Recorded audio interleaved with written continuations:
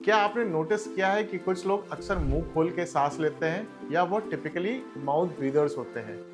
और आपको भी लगता है कि ये नॉर्मल पैटर्न है, तो शायद आप गलत हैं। हेलो एवरीवन, मैं डॉक्टर कौशल हूँ। मैं एक मैक्सिलोफेशियल सर्जन हूँ और एसबी एस्थेटिक्स गुरुग्राम में प्रैक्टिस करता हूँ। तो आज मैं इस वीडियो में बात करने वाला हूँ कि क्या माउथ ब्रीदिंग सही टेक्निक है और यदि नहीं तो इससे क्या अबनॉर्मल डेवलपमेंटल ग्रोथ देखने को मिल सकता है, किस तरह से आपके चेहरे की बनावट और संरचना में डिफरेंसेस आ सकते हैं और आपके फेशियल प्रोफाइल में इम्बैलेंस डेवलप हो सकता है। तो अगर मैं नॉर्मल फिजियोलॉजी की बात करूं तो अक्सर जो हमारा नॉर्मल फिजियोलॉजिकल बैलेंस होता है वो नेजल ब्रीदिंग पैटर्न के टुवर्ड्स होता है, जिसमें कि हम अपने नाक से सांस लेते हैं और जब हम बहुत ज़्यादा कोई एक्टिविटी कर रहे होते हैं तभी हम अपने माउथ का उपयोग लेते हैं ब्रीदिंग में। लेकिन कुछ लोग ऐसे होते हैं जिनकी बचपन से ही आदत डेवलप होती है और वो टिपिकली माउथ ब्रीदर्स हो जाते हैं। अगर मैं इसके मुख्य कारण की बात करूं तो 3-4 इनमें मुख्य कारण होते हैं जिसकी वजह से माउथ ब्रीदिंग पैटर्न डेवलप होता है। पहला, अगर नेजल ऑब्स्ट्रक्शन है या नेजल पैसेज छोटी हो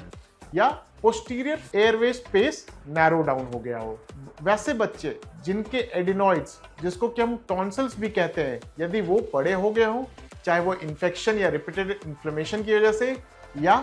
ग्रोथ डिस्टर्बेंसेस की वजह से, तो ऐसे बच्चों में भी माउथ ब्रीदिंग की हैबिट देखने को मिलती है।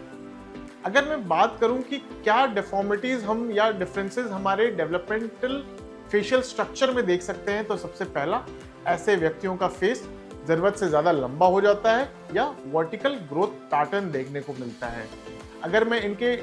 अपर टूथ प्रोट्रूजन की बात करूं तो ये आगे की तरफ प्रोट्रूडेड होते हैं। जो हमारा तालू होता है वो नैरो एंड हाई एज्ड होता है और ऐसे बच्चों में हाइपर नेजालिटी देखने को मिलती है, जिसमें कि जब बच्चे बात करते हैं या बोलते हैं तो ऐसा लगता है कि आवाज उनके मुंह से नहीं बल्कि उनके नाक से आ रही है। नॉर्मल अगर मैं ग्रोथ की बात करूं तो जो हमारा टंग होता है वो हमारे तालू के ऊपर रेस्ट कर रहा होता है, जो कि एक चेक रखता है हमारे अपर जॉ के ग्रोथ में। अगर ऐसा नहीं होता है तो उसके वजह से हमें ग्रोथ डिस्टर्बेंसेस देखने को मिलते हैं, जैसे कि उन व्यक्तियों में जो कि टिपिकली एक माउथ ब्रीदर होते हैं। इनमें जो हमारी चिन होती है वो छोटी होती है, हमारा फेशियल स्केलेटल वर्टिकल ग्रोअर का होता है, एक लंबा फेशियल प्रोफाइल देखने को मिलता है जो कि हमारे वर्टिकल थर्ड्स को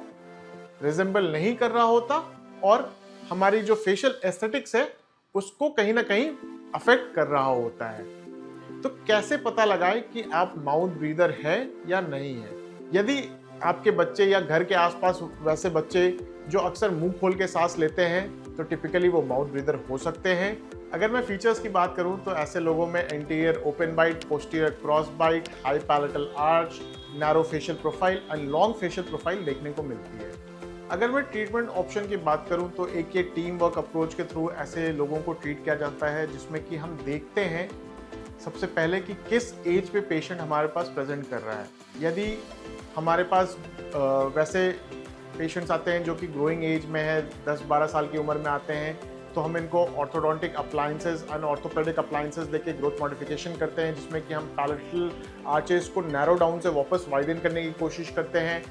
हम वापस से ग्रोथ इनिशिएट करते हैं ताकि हमारा जो पोस्टीरियर एयरवे स्पेस है वो ओपन अप हो। यदि ट्रांसवर्स प्रोजेक्शन कम है तो हम उसको करेक्ट करने की कोशिश करते हैं ताकि बिना सर्जरी के हम ऐसे लोगों को ट्रीट कर पाएँ। लेकिन एक बारी जब ग्रोथ पूरी हो जाती है तो ऐसे लोगों में हम ऑर्थोडोंटिक या ऑर्थोपेडिक अप्लायंस देके ट्रीटमेंट नहीं कर सकते और ऐसे केसेस में फिर हम प्लान करते हैं ऑर्थोग्नैथिक सर्जरी या जॉ सर्जरी, जिसमें कि हम सर्जिकली असिस्टेड मैक्सिला एक्सपेंशन करते हैं, बाइट को करेक्ट करते हैं और साथ में हम कोशिश करते हैं कि जो रेट्यूडेड चिन और फेशियल प्रोफाइल में डिसबैलेंस है हम उनको करेक्ट करें। कुछ एक केसेस में हम ईएनटी ओपिनियन के लिए भी अपने ईएनटी कलीग्स के पास रेफर करते हैं ताकि वो हमें कमेंट कर पाएं कि एडिनॉइड्स या